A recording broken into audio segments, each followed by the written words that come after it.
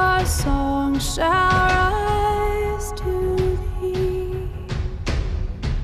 Holy, holy, holy, merciful and mighty, God in three persons, blessed Trinity.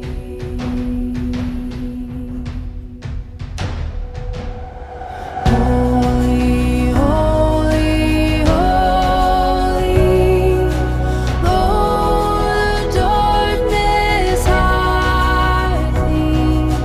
Though the eye of sinful man thy glory may not see, only thou art holy. There's none beside thee, perfect in power, love and purity.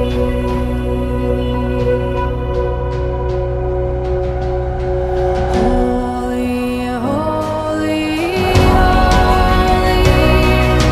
Lord God Almighty, all our works shall praise thy name in earth and sky and sea.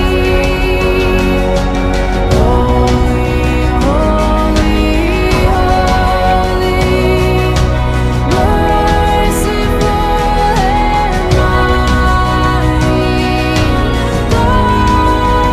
in three persons, blessed Trinity. Oh, God in three persons, blessed Trinity.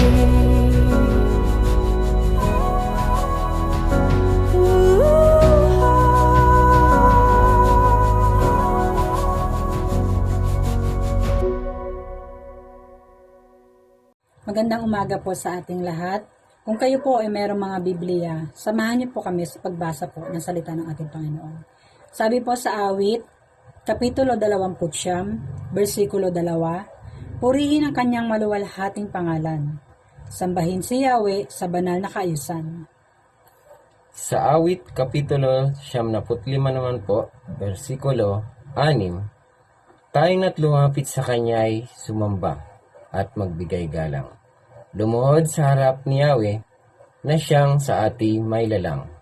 Sa Hebreo naman po, Kapitulo 12, versikulo 28, kaya magpasalamat tayo sa Diyos sapagkat tumanggap tayo ng isang kahariang hindi mayayanig. Sambahin natin ang Diyos sa paraang kalugod-lugod sa Kanya, sa paraang may paggalang at pagkatakot.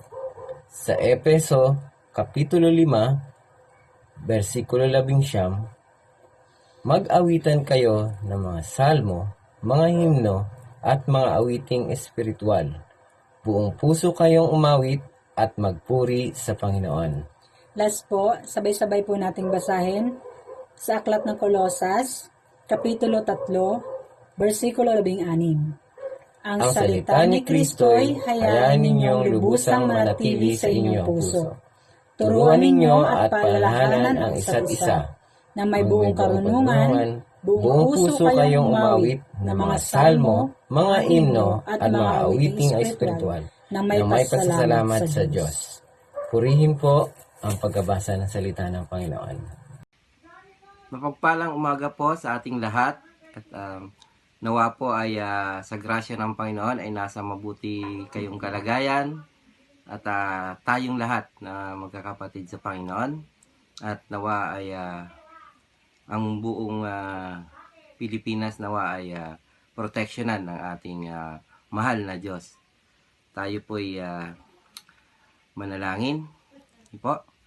Dakilang Diyos, maraming salamat po sa umagang ito, Panginoon. Salamat sa panibagong umaga na ipinagkaloob ninyo sa amin, Panginoon. At nawa po ay patuloy niyo po kaming proteksyonan, ang bawat isa sa amin, Panginoon, ang bawat Pilipino sa epidemyang ito na nangyayari. Hindi lang po sa Pilipinas, kundi sa buong mundo, Panginoon. Alam po namin na kayo po ang aming Diyos, kayo po ang aming pinakamakapangyarihang Diyos, kayo po ang aming pinakamagaling na manggagamot, Panginoon. Kayo po ang aming protector, Panginoon. At nawa po ay kayo po ang siyang mag-protect sa aming lahat, Panginoon, sa aming mga nananampalataya sa inyo, Panginoon, maging ang bawat Pilipino, Panginoon, ay proteksyonan nyo rin po sa epidemyang ito, Panginoon, at nawa po ay ang bawat isa ay lukuban nyo ng iyong banal na Espiritu, Panginoon, at nawa po ay maging ang mga frontliner namin, Panginoon, ang mga doktor, ang mga kapulisan, Panginoon, ang mga nurses, Panginoon, nawa po kayo ang magbigay sa kanila ng matibay na resistensya, Panginoon, upang patuloy silang maglingkod at patuloy na gamitin mo, Panginoon, sa mga oras na to, Panginoon. Nawa po ay ang bawat isa sa amin, Panginoon, ay proteksyonan nyo at naway palakasin nyo po ang resistensya ng bawat isa sa amin, Panginoon. Lalong-lalo na yung aming mga senior, Panginoon, yung aming mga magulang, yung aming mga lolo't lola, Panginoon, nawa sila ang bigyan mo ng mas matibay na resistensya, Panginoon, sa mga oras na to. At muli, kami po ay dumudulog sa inyo, Panginoon, sa mga oras na to, sa mga panahon na to, na kayo lamang po ang may alam ng mga pangyayaring ito, Panginoon. Kayo lamang po ang nakakaalam at kami po ay naniniwala na sa bandang dulo nito, Panginoon, sa mga pangyayaring ito ay meron kayong gagawing maganda, meron kayong nakahandang magandang plano para sa amin, Panginoon. Muli, maraming salamat, Panginoon, sa lahat ng ito at nawa po ay kayo po ang siyang magbigay sa amin ng kalakasan, Panginoon, at kalakasan at mga protection, Panginoon, sa amin. Kayo po ang lumukob sa bawat isa sa amin, Panginoon. Maraming salamat, Ama. Ang lahat ng ito ay dalangin namin sa pangalan ni Jesus. Amen. Amen. Okay po, tayo po naman ngayon ay umawit ng isang papuri kung saan damhin natin yung presensya ng Lord. Although tayo magkakalayo-layo ngayon, pero sabi nga ng Lord, kung saan man may nagkakatipon-tipon, isa, dalawa, or higit pa, ay naroroon ako sa kalagitnaan nito.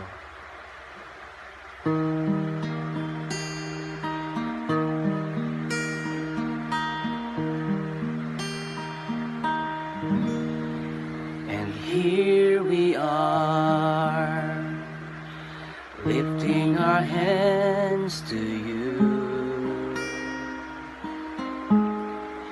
Here we are, giving you thanks for all you do, as we praise and worship your holy name. You are here, dwelling within our praise, for every answered prayer, for every answered prayer, for always being there, for love that hears us when we call, for arms that lift us when we fall. Oh Lord, you have always been right beside us, leading us all along the way, and we made it through. It's because of you. And here we are, lifting our hands to you. Here we are, giving you thanks for all And as we praise and worship your holy name, you are here, dwelling within our praise. For this we cannot see, for this we cannot see, for you all that yet to be, the trials we may have to face, when we'll be leaning on your grace. It will be your strength that saves us, your love that makes us strong. And through it all, we'll sing this song. Here we are, lifting our hands to you. Here we are, giving you thanks for all you do, as we praise and worship your holy name. Here we are, dwelling within our praise. Once again, here we are. And here we are, lifting our hands to you. Here we are, giving you thanks for all you do, as we praise and worship your holy name. Here we are, dwelling within our praise. You are here, dwelling within our praise. You are here, dwelling within our praise.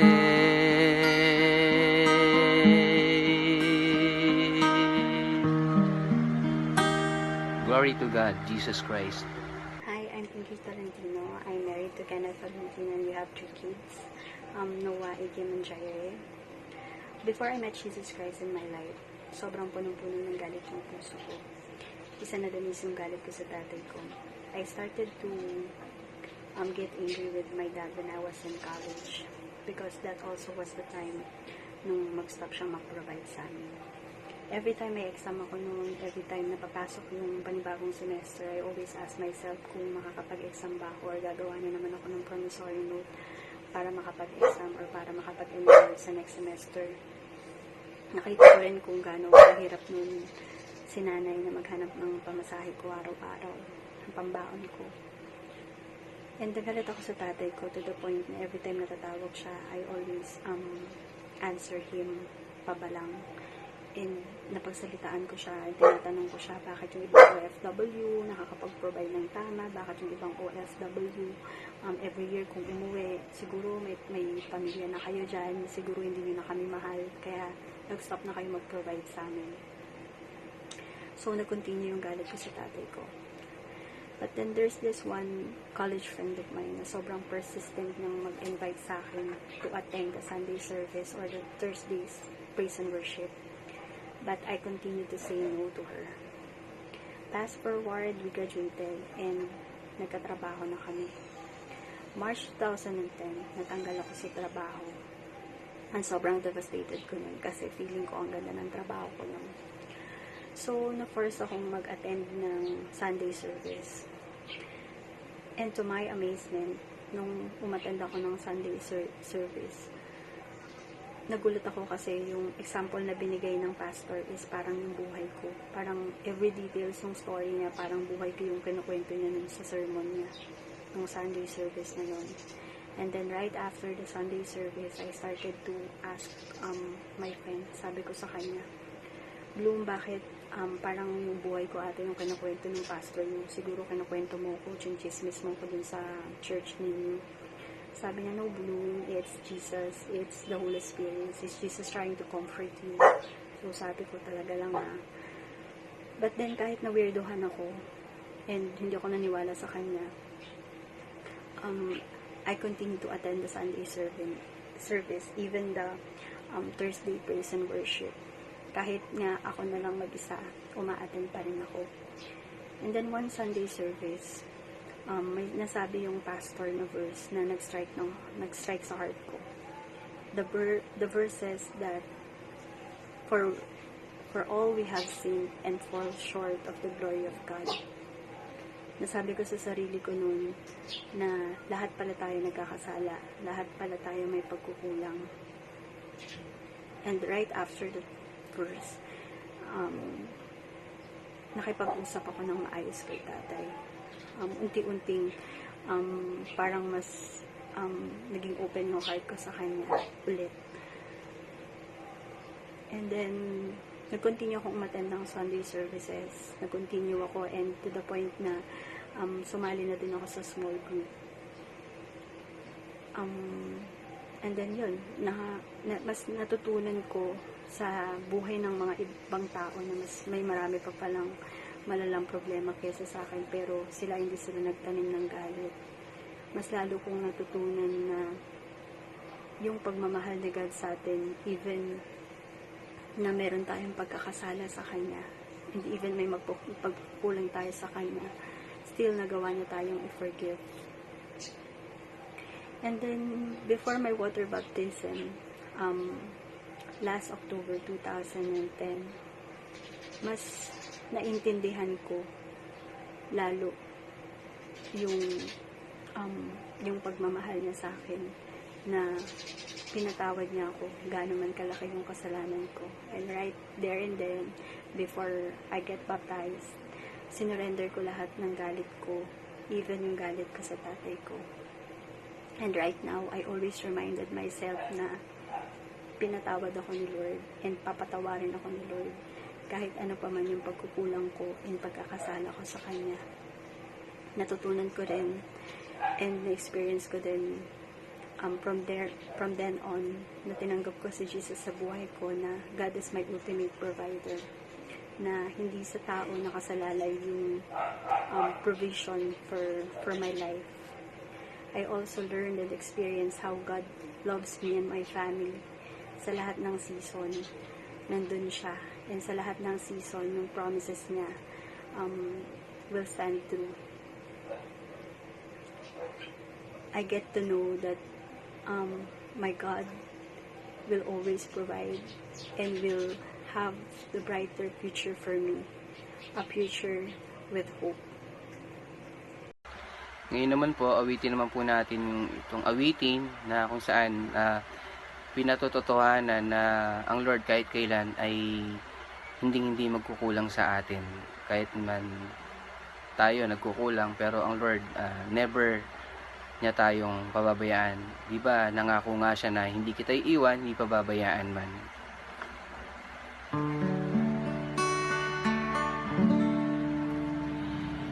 Ikaw lang ang pag-asa ko, tanging ikaw ang buhay ko, Jesus.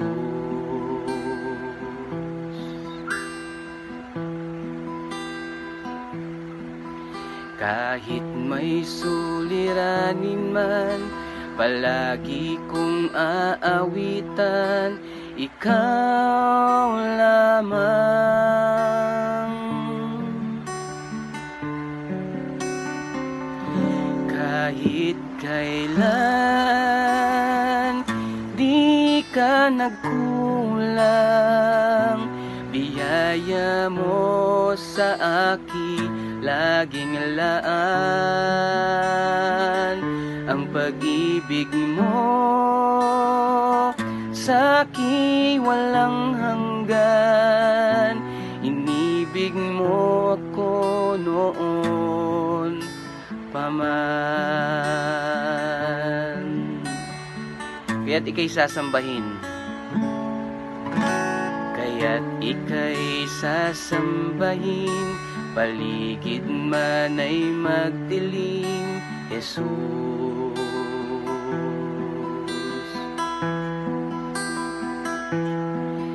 Kahit ako'y nangangamba, basta't ikaw ay kasama, panatag na.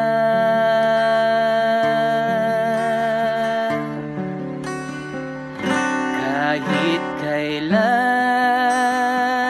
di ka nagkulang, biyaya mo sa akin laging laan. Ang pag-ibig mo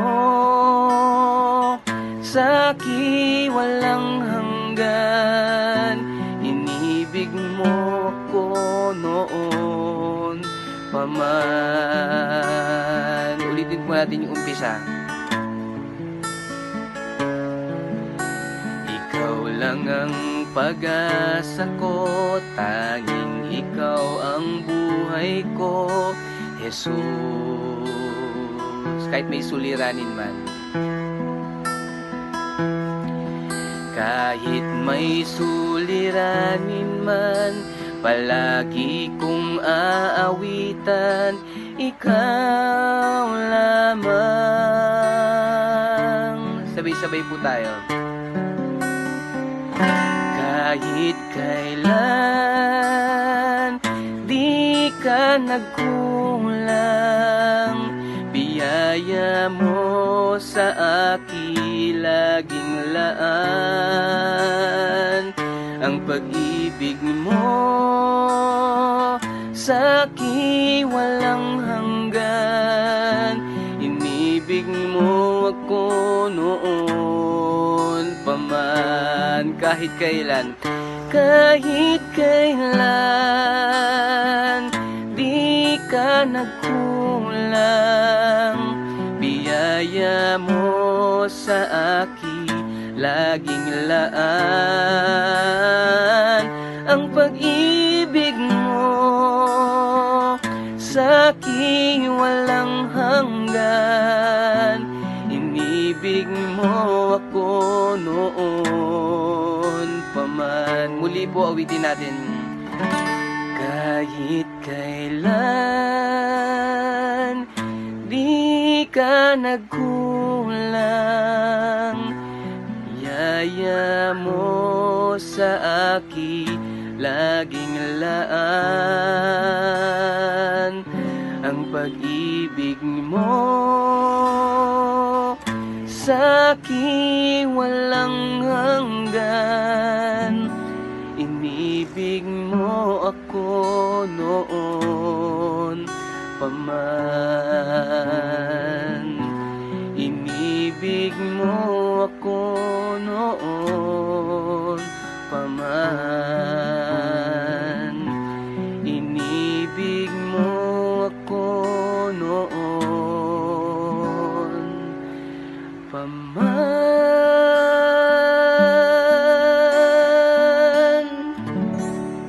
Sa Diyos po ang papuri.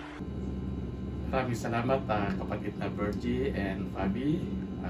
Kayo din kay sa iyo kapatid na John, Brother Bernie and Sister Pinky, sa inyong pangunguna para sa gawain na to, sa pagbibigay ninyo ng inyong mga patotoo at inyong mga paggamit ng inyong mga kakayahan, mga talento.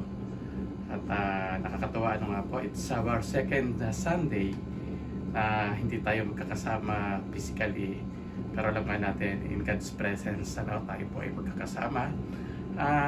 Before we go on sa ating mensahe sa umagang ito, ay nais ko muna na muling ipaabot ang ating pong pakikaramay sa pamilya ng mga Dedillos at sa buong clan ng Katoliko, dahil nga doon sa naging biglaang pagpanaw ni Nanay Paulette. Bagamat sadyang nakakalungkot po, pero alam po natin na batid naman natin na si Nanay Paulette ngayon ay nasa presensya na at nasa kaaliwanan ng ating Panginoon. Anyway, gano'n nga, nakakalungkot na gustong-gusto man namin na makita sa huling sandali si Nanay Paulette, pero dahil po sa ating naging sitwasyon ay hindi nga po tayo inallowed na makarating dahil nga sa mga lockdown na nangyari. Anyway, dito po sa aming lugar, kami dito sa community lockdown, dahil kami nga i-boundary ng Antipolo at Marikina, nasa Cainta kami. Yung aming barangay o yung aming sitio ay talagang hirap na makalabas dito sa aming mismong barangay. So again, we are looking forward na sa kabila nga po na hindi ko natin kakasama-sama magkakapatid ay nakapagbigay rin tayo ng kaaliwan sa isa't isa. So on a lighter side ay nais po natin batiin ng advance happy birthday si Sister Essie Abuque na magdaraos ng kanyang kaarawan this coming March 27. Sister Presi, wishing you the best in spite of this present situation ating pinagdaraanan. At nais din nating batiin yung po mga kapatiran natin na naandun po sa iba't ibang panig ng bansa. Iba nasa probinsya, ay iba nasa ibang bansa. Salamat for being with us sa panalangin at gayon din sa privilege na makasama kayo sa worship service na ito. So, binabati natin yung mga kapatiran na naandyan sa Batangas, Laguna, Zambales, Quezon. Napasamantala munang iniwanan ang Barangay Fortune o Marikina para to sila magsagawa ng kanilang quarantine. At also, we are giving our greetings to sa mga kapatiran po natin dyan sa Dubai, dyan sa Riyadh, Singapore, Qatar, Middle East, at maging yung mga nasa barko na nagpapalipat-lipat ng bansa. Nawa ay ingatan kayo ng Panginoon sa manda ko kayo naroon. At of course, nais din natin gamitin ang pagkakataon na ito upang manawagan ng patuloy nating suportahan ang Enhanced Community Quarantine ay pinatutupad ng ating pamahalaan. Just stay home at encourage po natin ang ating mga kaibigan, mga kapitbahay, na ganoon din po ang kanilang gawin. And of course, sa ating po mga prayer warrior, kindly look back doon po sa ating comment section ng post po natin last Wednesday. Doon po sa FB group o FB page nga ba ng ating ng JWSBC.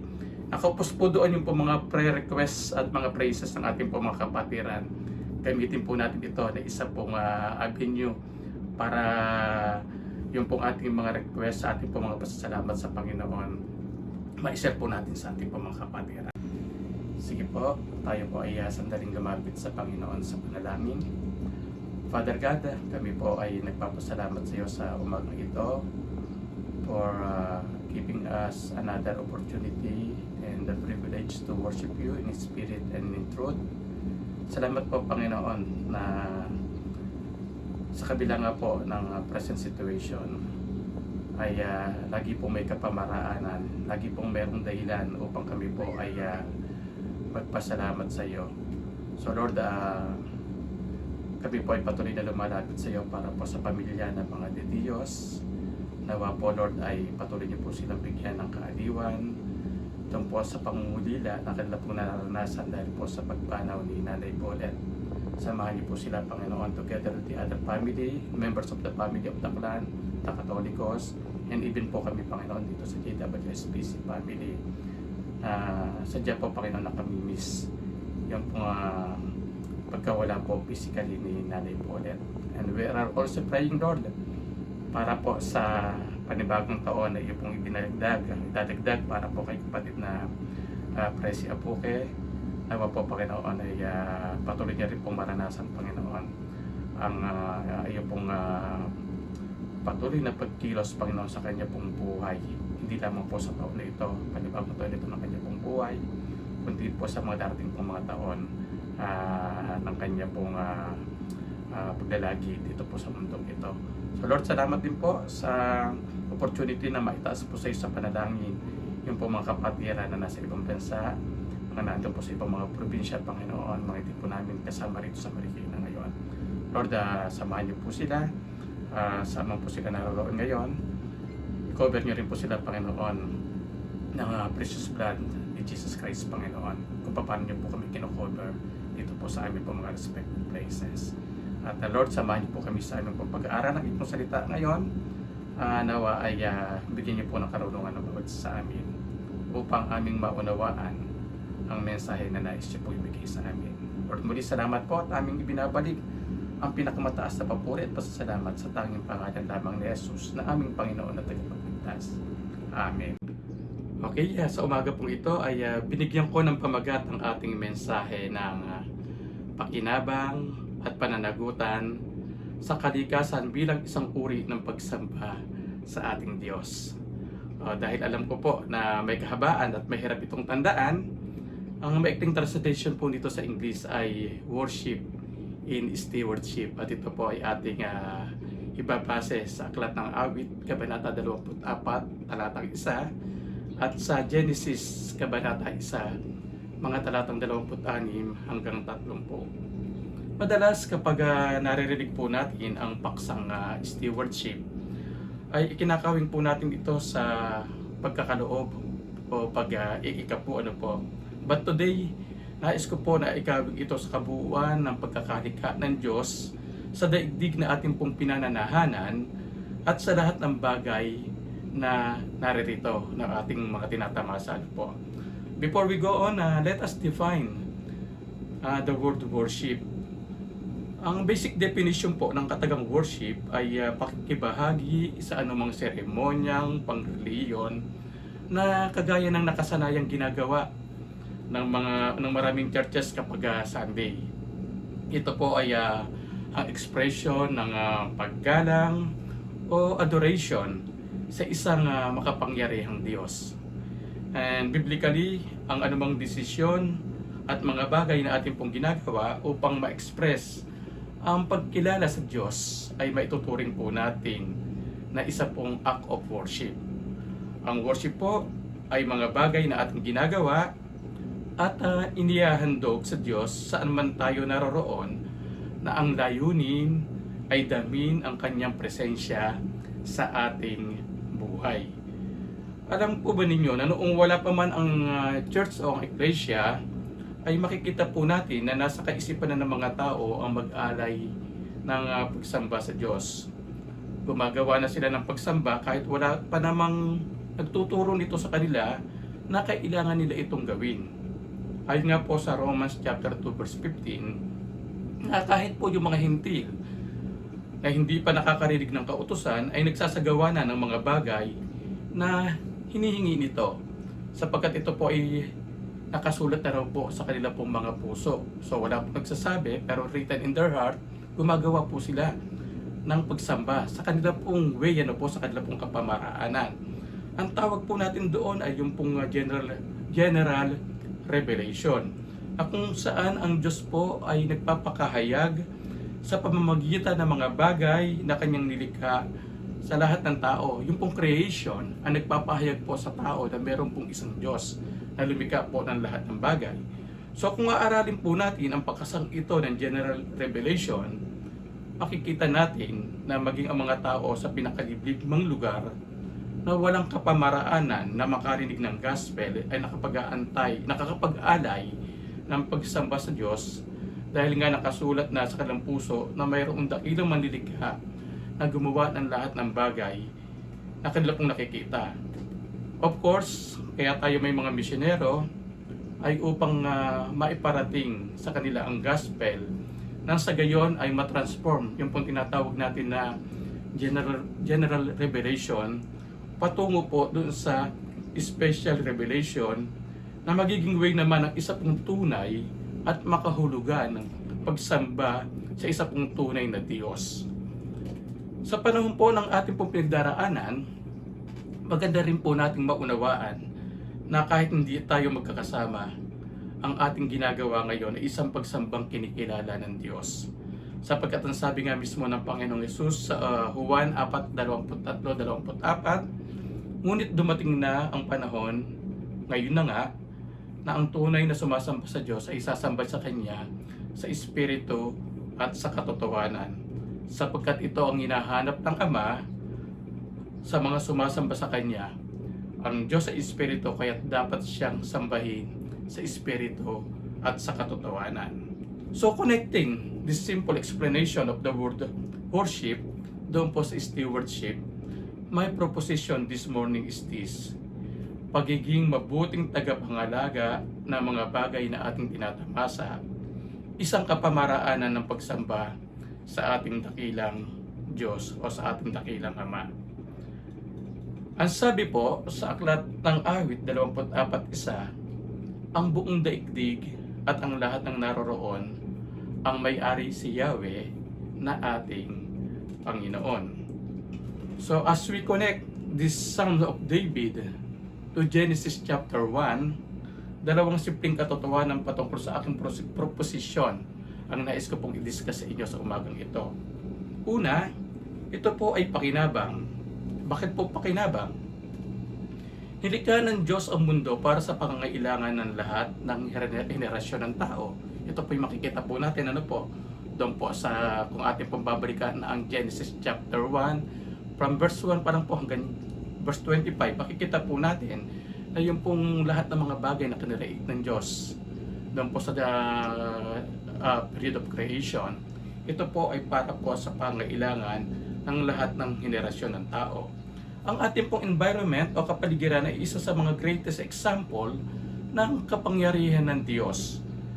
Our environment is one of the greatest example we have of God's power.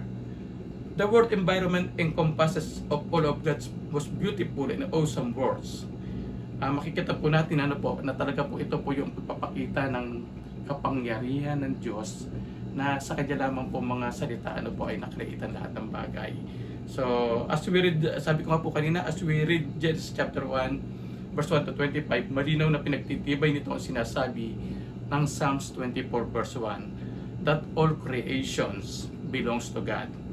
The land, the water, the animal, the air, lahat po ng bagay, lahat po iyan ay likha ng Diyos. Ang Diyos din po ang nagpapatubo ng mga puno at halaman na hindi lamang po magandang pagmasdan, kundi sabi nga po ay mainam din kainin. Tanging ang Diyos lamang po ang makakagawa ng mga bagay mula sa wala, at ang katotohanan na hindi ito kayang ubusin ng kahit ilang henerasyon man ng tao ang dumating at lumipas, dumating pumanaw, magpalit-palit man ng henerasyon, hindi po ito kayang ubusin. Kasi nga po ito po yung greatest gift ni Lord, one of the greatest gift ni Lord sa humanity, yung pong lahat ng kanya pong creation ay ma-enjoy po natin. Yes, sa ngayon po ay nakakagawa po, nakakaimbento ang tao ng mga bagay na ating pakikinabangan, ngunit ito po ay mula sa mga bagay na dati nang naririto na pawang nilikha ng Diyos. So before the fall, God's original creation was all good. Kaya nga satisfied siya. Nasisiyahan po siya, nasiyahan po siya sa lahat ng kanya pong nilikha within the 5 days of creation. So yun na nga, everything is good and everything is perfect para sa pangangailangan ng tao. But what happened? Ano po ang nangyari? Sa description po ibinigay ng Genesis chapter 2 verse 25 na ang Diyos ay lumalakad sa halamanan, masasabi po natin na naandun po yung pong fellowship between Him and Adam.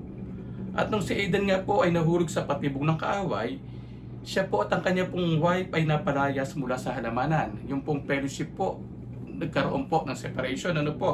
So thinking deeper, masasabi po natin na ang panahon din na yon, o sa panahon din po na yon, nagsimula na mabahiran ng unti-unting pagkasira ang kalikasan.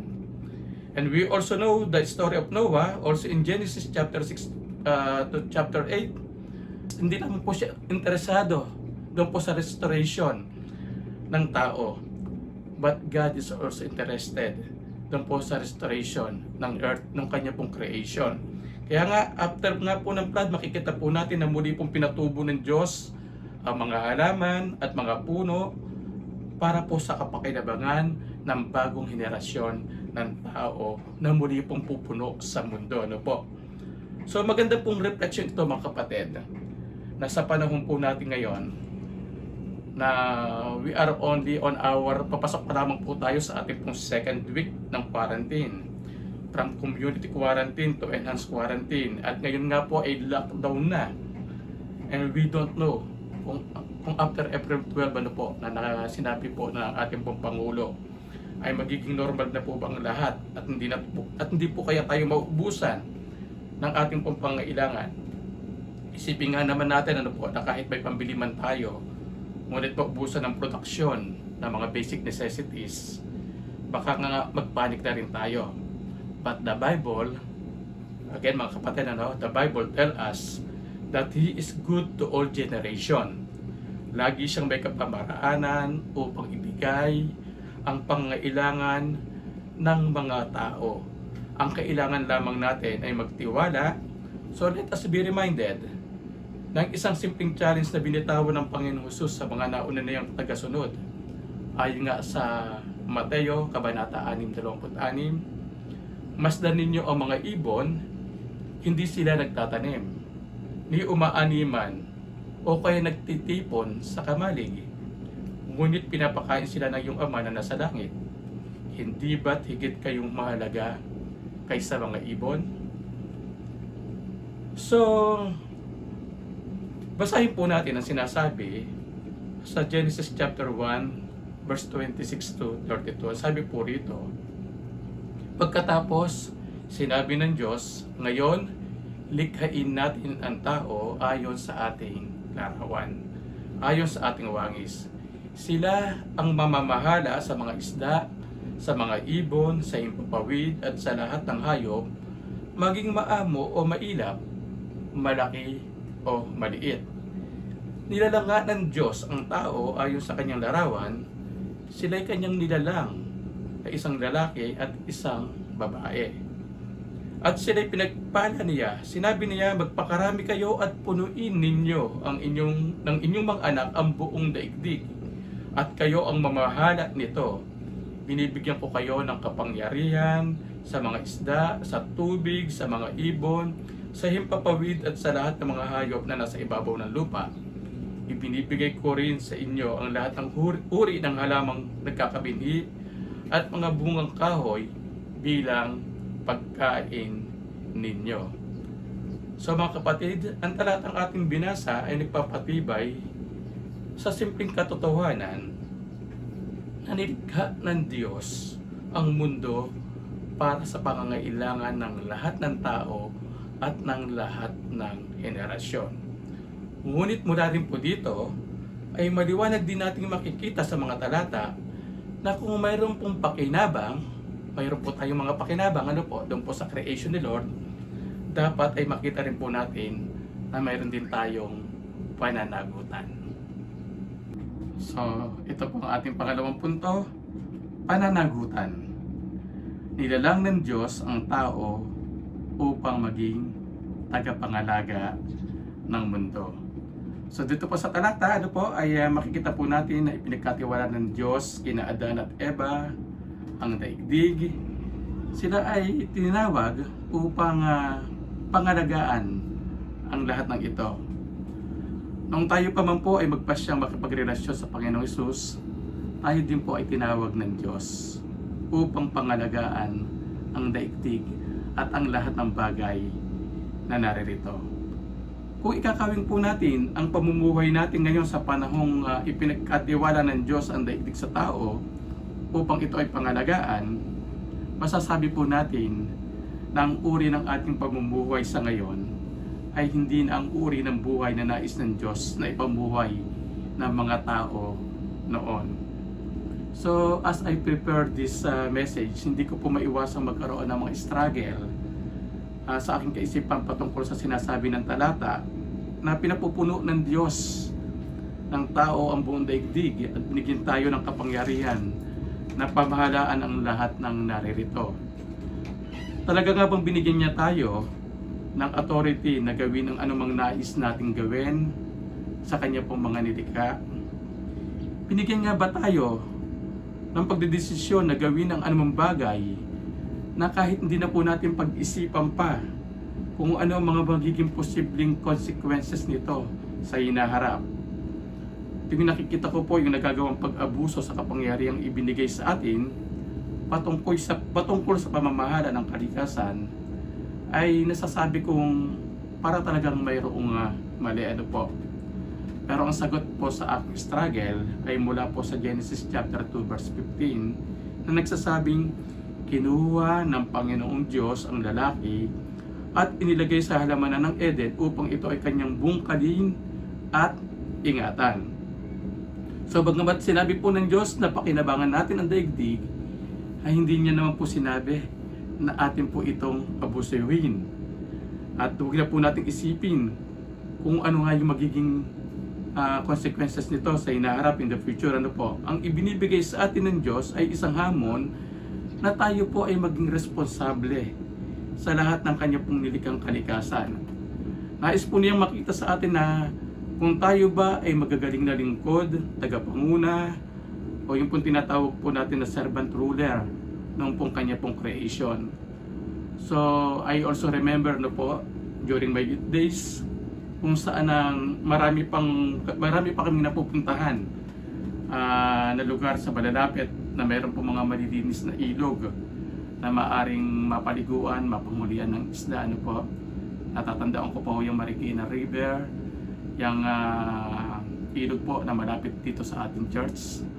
Yung po tinatawag po namin nung nabibit dyan sa may panorama. Even nga dyan sa may bandang lugar ng Ipil at Tangile, yung po mga karik noon dyan, yung mga sapa dyan ay aming pong naranasan na paliguan. Ano po, hindi nga lang pong yun po, maging pong mismong lugar po namin dito sa amin, malapit po sa amin pong bahay, dito po sa Cainta, yung pong creek dito ay ang dami-daming hito, dalag, hipon, at iba pang uri ng buhay. Pero during that time, ang tawag na po namin sa lugar po namin na yung marumi. Kasi may nagtatapo nga po ng basura. Pero lalo na po ngayon, talaga pong saksakan na ng dumi. No? Naalala ko po yung mga ganun po mga panahon. At sa paglipas po ng mga taon, isa po ako sa naging saksi po, ng unti-unting pagkasira na mga nasabing bahagi ng kalikasan o ng ating pong environment. So kudos po sa mga naging hakbang ng ating pong kasalukuyang pamahalaan para po sa level natin dito sa Pilipinas. Ano po, in Marikina in particular, para po sa sinimulan ng hakbang ng pangangalaga sa ating kalikasan, muli pong pagpapanumbalik ng ganda ng ating pong ilog, mga yaman tubig, pagiging malinis po ng ating pong lugar. Ano po, kahit na alam po natin na malayo pa rin po tayo sa mga nagagawa na po ng ibang bansa. Ang kasalukuyang pong kalalagayan ng ating kapaligiran ay nagsasabing parang hindi po tayo pasado sa hamon na ibinigay ng Diyos sa atin na maging magaling na tagapangalaga ng kalikasan. As we look po sa ating pong kapaligiran, ano po bang makikita ho natin? Patuloy pa rin natin makikita, maobserbahan ang iba't ibang nagagawang pang-aabuso sa kalikasan. Ano-ano po ba yung mga yan? Sample, smoke belching ng mga sasakyan, may iingay na tambutso, mga basurang kahit saan na lang maitapon, at marami pang iba, mga simpleng bagay na akala natin ay maliit, munting bagay lamang, hindi naman makakasira sa kalikasan, pero pag pinagsama-sama po, ito po ay nagbibigay ng malaking pagkasira nga po sa environment. Mga kapatid, I am not concluding na ang COVID-19 po ay parusa sa atin ng Diyos dahil po sa naging pag-abuso natin sa kapaligiran. But I am more confident na sabihin na ito po ay resulta o consequences po ng ating ginawang pagpapabaya. Mas tinitignan ko na ito po ay hinahayaan po ng Diyos na mangyari upang sa gayon ay makita natin ang ating mga naging kamalian in the past na magiging daan naman upang tayo po ay gumawa ng adjustment sa ating mga naging mga maling nagawa sa nakalipasan po. So mga kapatid, there are practical steps that we can start right away para kahit sa kasalukuyan nating sitwasyon ay maging bahagi po tayo ng pangangalaga ng daigdig o ng environment po natin. Ano po ba yung mga simple practical step? Tulad po ng munting basura, ibulsa. Kung di po kaya sa bulsa, idiretso po sa basurahan. Yung pong tapat ko, linis ko, na programa po ng ating barangay, ng ating po mga sityo, po. Yung pong pagre-recycle, yung pong wastong gamit ng tubig at elektrisidad. Ilan lamang po ito sa mga practical step. At habang kayo po ay nag-iisip, ang mga nabanggit po na mamunting kapamaraan kapag ginawa po ng karamihan ay makakatulong po sa nararanasan po nating nagiging epekto sa kasalukuyan ng mga nagawang pagsasawalang bahala po sa kalikasan. Tulad nga po ng El Nino, La Nina, global warming, at maging dito nga pong COVID-19 na ating pong kasalukuyang kinakaharapan po. At mula po sa mga simpleng hakbang, maaari po tayong magsagawa ng mga pangmatagalang solusyon upang maging bahagi ng pagbabago para po sa ating kinabukasan. So, as a Christian, we should be concerned about the environment for two main reasons. Ano nga po yung dalawang reason na ito? Una, dapat alam po natin, tandaan po natin na ito po ay pakinabang. Nilikha po ng Diyos ang mundo para sa pangailangan ng lahat ng henerasyon. Pangalawa, ito po ay pananagutan. Nilalang po ng Diyos ang tao upang maging tagapangalaga ng mundo. At bilang mga mananampalataya, maaari tayong maging kabahagi ng isang pamayanan na nakikinabang at nangangalaga sa kalikasan na maituturing po natin na isang mataas na uri ng paglilingkod at pagsamba sa ating Diyos. So, sa anumang anyo o kapamaraanan tayo makapag-worship kay Lord, let us be reminded, brothers and sisters, of our position before God, as well as His worthiness and position above us. Let us always put in our hearts and mind that worship is for God's glory, God's praise, and for His honor.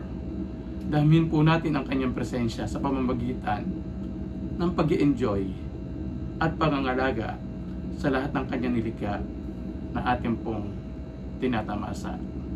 And let me end this message by quoting the chorus part of Dakilang Katapatan. Ang sabi po doon, dakila ka o Diyos, tapat kang ang tunay, magmula pa sa ugat ng aming lahi. Mundo'y magunaw man, maaasahan kang lagi, maging hanggang wakas itong buhay. And after my short prayer, mga kapatid, sama-sama po nating awitin ang kabuuan po ng awitin na ito, ang Dakilang Katapatan. Tayo po ay sandaling lumapit sa Panginoon sa panalangin. Lord, nagpapasalamat po kami sa mensahe mula sa iyong salita sa umagang ito. Salamat po na aming nabatid na ang mga bagay na iyong nilikha ay pawang iyong ginawa para sa kapakinabangan ng lahat ng henerasyon. We also thank you that we were reminded na meron din kaming pananagutan na pangalagaan ang mga bagay na iyong pinagkatiwala sa amin. Sa mga panahong ito, patuloy po ninyong ipaunawa na ang bawat isa sa amin ay mayroon pong responsibilidad ng pangalagaan ng mundong ito. Nawa po ay maging isang wake-up call sa amin at sa mga susunod pang henerasyon ang aming kasalukuyang pinagdaraanan sa ngayon. Lord, give us good judgment to choose thoughtfully and to act with care, to show our love for you and our love of the earth, our temporary home. By knowing this thing, hayaan po ninyo, Lord, na patuloy na ma-enhance ang aming pagbibigay pagsamba sa iyo. This is our prayer in the precious name of our Lord Jesus Christ. Amen. And amen.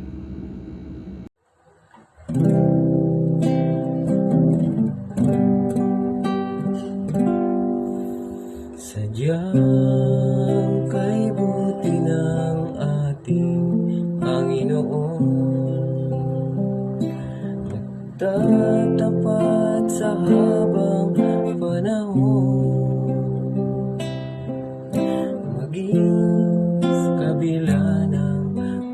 aking pagkukulang, biyaya niya'y patuloy na laan.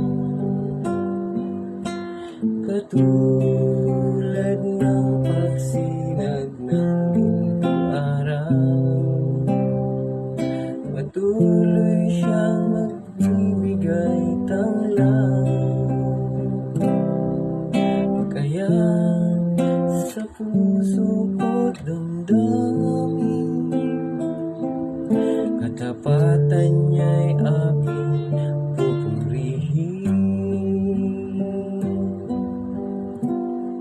Dakila ka, O Diyos, tapat ka ngang tunay, magmula pa sa ugat ng aming lahi. Mundo'y magulaw man, maaasahan kang lagi, maging hanggang wakas nitong buhay. Kaya, O Diyos, kita'y aking purihin, sa buong mundo'y aking aawitin. Dakila ang iyong katapatan, pag-ibig mo na lang hanggan. Dakila ka, O Diyos, tapat ka ngang tunay, magmula pa sa ugat ng aming lahi. Mundo'y magunaw man, maaasahan kang lagi, maging hanggang wakas nitong buhay.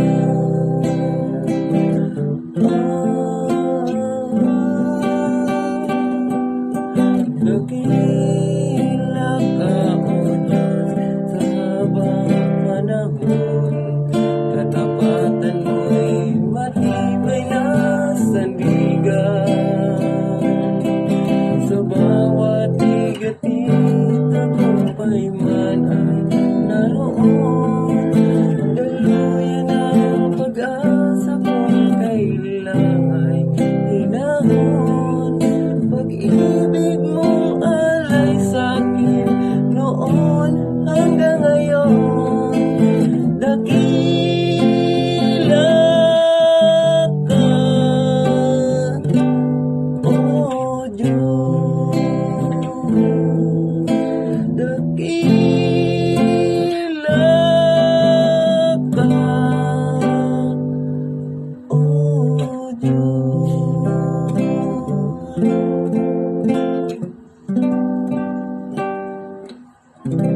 Sa Diyos po ang papuri. Tayong lahat po ay sama-sama pong manalangin. Ipanalangin po natin yung bawat isa, ang ating community, ang ating pong bansa, at sama-sama po natin idulog sa Panginoon. Sige po, tayo po ay makapanalangin. Nalangin po tayo.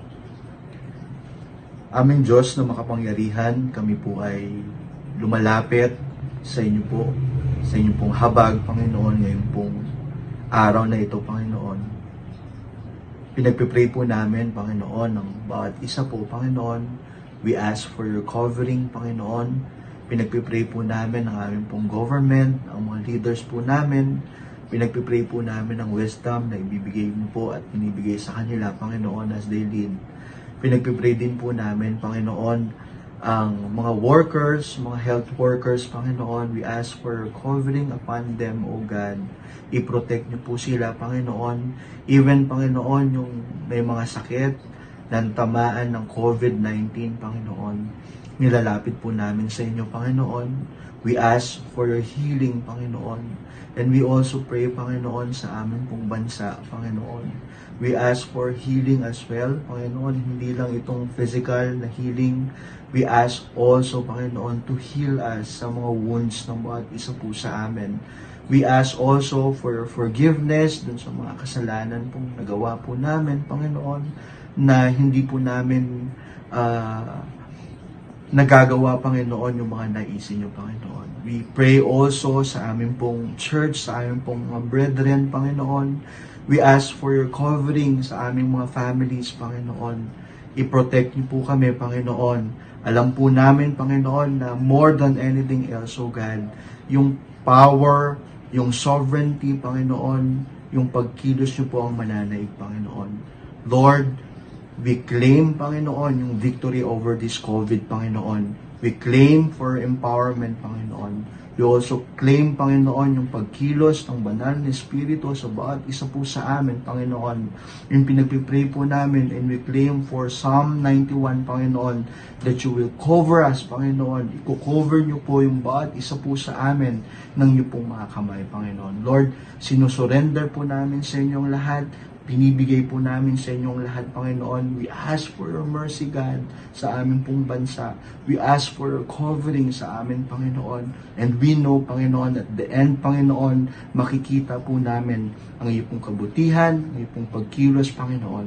Maraming salamat, Panginoon. Dinudulog po namin ang lahat, Panginoon, sa pangalan ni Jesus. Iisang tagapagligtas, Panginoon. Sa pangalan ni Jesus. Amen.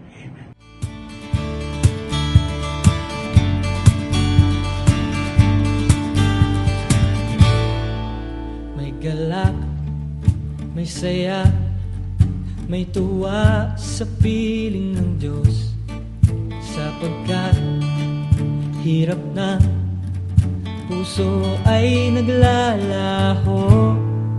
May awit, may sayaw at papuri para sa Diyos, nahatid ng puso, pinagbala niyang lubos. Handog niya ay kapayapaan, handog niya ay kagalakan, handog niya ay kalakasan sa bawat pusong napapagal. Kaya't ang awit ng papuri, awit ng pasasalamat, at ang awit ng pagsamba ay para lang sa Kanya.